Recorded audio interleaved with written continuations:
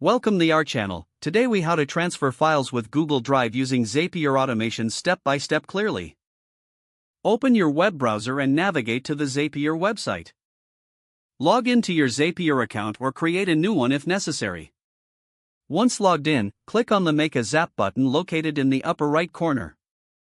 In the Choose a Trigger App section, search for and select Google Drive. Select the specific trigger event you would like to use. Once connected, choose the specific folder you want to monitor for new files. Test the trigger to ensure it's set up correctly. Next, in the Choose an Action App section, search for and select the app you want to transfer files to. Select the specific action you want to perform, such as upload file. Connect the necessary account for the action app, if required. In the next step, customize the action by mapping the required data fields. Locate the file data from the Google Drive trigger and map it to the corresponding field in the Action app. Review your Zap setup to ensure all information is correctly mapped. Click on the Test and Review button to see if the automation works as intended. If the test is successful, click on Turn on Zap to activate your automation. Your file transfer automation is now complete and will run according to the setup you configured.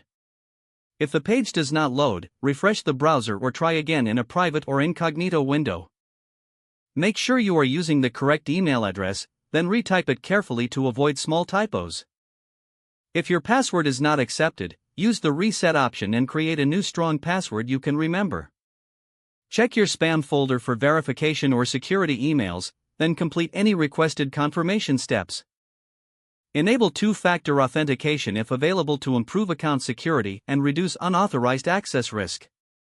After signing in, review your profile details so your contact information and settings are accurate and current. If you see an error message, note it down and try again after restarting your device and internet connection. Log out when you finish, especially on shared devices, to keep your account and payment information secure. If the page does not load, refresh the browser or try again in a private or incognito window. Make sure you are using the correct email address, then retype it carefully to avoid small typos.